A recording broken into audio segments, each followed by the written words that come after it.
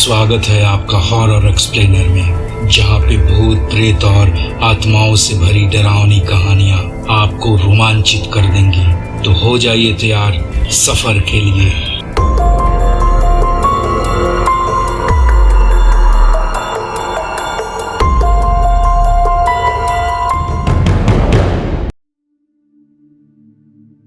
एक छोटा सा गांव था बांकीपुर, जो कि पहाड़ों और जंगलों से चारों तरफ से घिरा हुआ था। आसपास के लोगों का कहना था कि बांकीपुर गांव में कुछ अजीबोगरीब चीजें होती हैं। गांव के पास वाले जंगल से शाम होते ही भूत और प्रेतों की चीखें सुनाई देती हैं, जिससे लोग काफी भयभीत रहते हैं। शाम होने पर कोई घर से बाहर नहीं निकलता। वहां के लोग इतने खौफ में जीते थे। एक बार की बात है, शहर से एक बच्चों का डॉक्टर गांव में आया था, जिसका नाम था विक्रम। वो गांव पहुंचकर लोगों का इलाज कर रहा था। उसी दौरान उसने सुना कि इस गांव में एक पुरानी हवेली है, जिसमें भूत प्रेत की आत्माएं बसती हैं। लोग ऐसी बातें आसपास कर रहे थे। बात करते करते लोग उससे मना भी कर रहे। उसी दौरान किसी ने डॉक्टर से कहा, डॉक्टर साहब, आपको उस हवेली की तरफ नहीं जाना चाहिए। इस पर डॉक्टर विक्रम ने लोगों को समझाते हुए कहा, भूत प्रेत जैसी चीजें नहीं होती, यह सब बकवास है। लोग यूं ही बेकार में अंधविश्वास में जीते रहते हैं। तब लोगों ने कहा, डॉक्टर साहब, आज तक उस हवेली की तरफ जो भी रात में गया है वो जिंदा नहीं लौटा। डॉक्टर विक्रम नए जमाने का डॉक्टर था, जो शहर से आया था, लेकिन उसमें एक खास बात थी कि वो हर कमजोर और बेबस लोगों की मदद करता, खास करके जब बच्चे बीमार हों। उस दिन संजोग से उस गांव में किसी बच्चे की तबीयत और खराब हो गई, इसलिए डॉक्टर विक्रम को गांव में उस रात रुकना पड़ा। शाम होते ही धीरे धीरे पास के जंगलों से, खास करके उस हवेली की तरफ से अजीब अजीब आवाजें सुनाई देने लगी, जो काफी खौफनाक थी।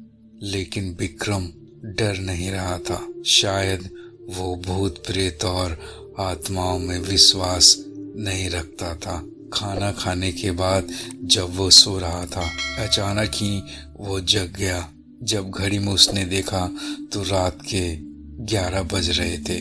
तब उसने हवेली की तरफ जाने का फैसला किया, ये जानने के लिए कि लोग उसे डरा रहे हैं या वाकई में कुछ ऐसी चीजें हैं जो गांव के लोगों को परेशान कर रही हैं। घर से निकलते ही कुत्तों की एक झुंड जोर जोर से भौंक और रो रही थी।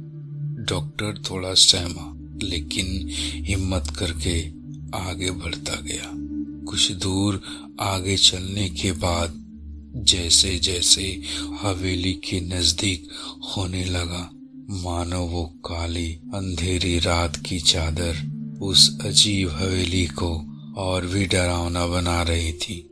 फिर भी वो धीरे धीरे हवेली के दरवाजे की ओर बढ़ा, और जब वो काफी नजदीक पहुंचा तो दरवाजा खुला हुआ था, जो कि काफी जर्जर स्थिति में था। हवेली के अंदर की स्थिति उसने सोचा था उससे कहीं अधिक खराब थी। वह दीवारों पर लटके शैवालों को देख रहा था। तभी उसके पैर में अचानक कुछ लग गया और वो जोर से जमीन पर जा गिरा। उस गहरे अंधेरे माहौल में इस बार डॉक्टर सहम गया। उसे चोट भी ज्यादा लग गई थी, फिर भी उसने हिम्मत नहीं हारी और लंगड़ाते हुए आगे बढ़ा। उसे एक पुराना झूला दिखाई दिया, झूले के आसपास से अजीब आवाजें आ रही थीं, जैसे किसी भूत की रोने की आवाजें। वो सहमते हुए जब झूले के पास पहुंचा, वो आवाज अचानक से गायब हो गई और पास ही एक बड़ा कमरा दिखाई दिया, जिसमें एक पुरानी कुर्सी और एक मेज थी। धीरे धीरे अब वो कमरे के अंदर बढ़ा। थोड़ी ही दूर पर कमरे के एक कोने में एक बड़ी सी पुरानी टोकरी को देखा, जिसमें कुछ किताबें रखी हुई थीं। पता नहीं कैसे उस काली अंधेरी रात में उन पे एक धीमी धीमी रोशनी पड़ रही थी। डॉक्टर सहमते हुए उसमें से एक किताब उठाई और जब उसने किताब खोलकर पढ़ना शुरू किया, किताब में लिखा था, यह हवेली पहले एक समृद्ध और खुशहाल परिवार की थी, लेकिन इस घर के मालिक माखन सिंह बहुत ही निर्दयी और दुष्ट आदमी था। एक बार उसने घर में काम कर रही चंपा के साथ जोर जबरदस्ती कर रहा था। इस घटना को उसके 4 साल का बेटा देख रहा था। वो चंपा का इकलौता बेटा था। चंपा उस दिन काम पर आई थी, साथ में उसे भी लाई थी, लेकिन माखन सिंह की जब नजर उस बच्चे पे पड़ी तो उसने बड़े ही बेरहमी से उसका गला काट दिया और बाद में उसने चंपा को भी जिंदा जला दिया।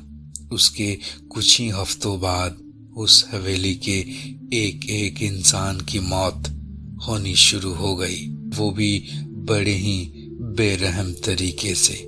और ये सिलसिला तब तक चलता रहा जब तक उस हवेली के एक एक इंसान की मौत, एक एक बच्चे का कत्ल नहीं हो गया। आसपास के लोगों का ये भी कहना था, अब तो आसपास के लोगों का ये भी कहना था, चंपा और उसके बच्चे की आत्मा अपनी मौत का बदला ले रही है। जिसके बाद उन्होंने इस हवेली में अपना बसेरा बना लिया।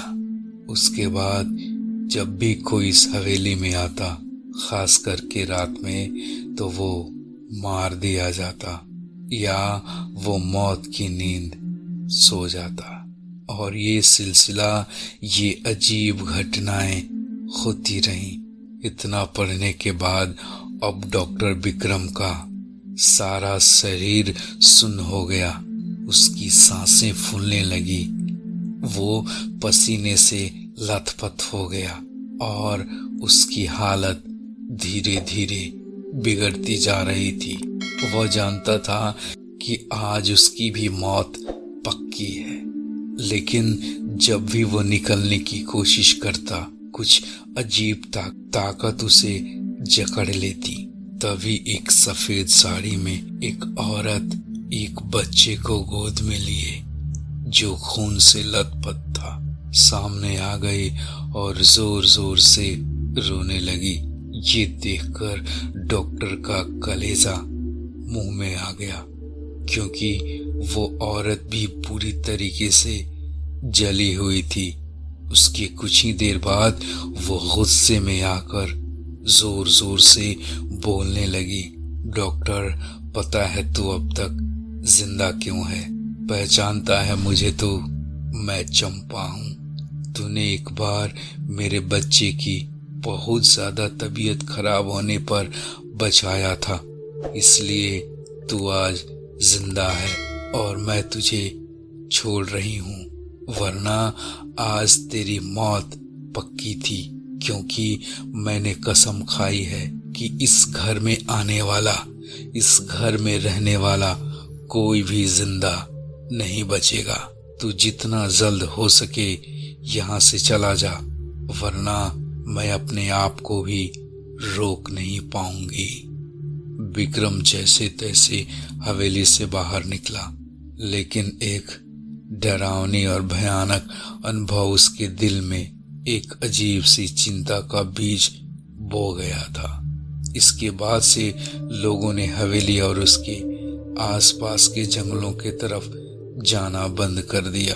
आज भी लोगों को वो अजीब अजीब भूत प्रेत की आवाजें उस हवेली और जंगल से आते रहती हैं।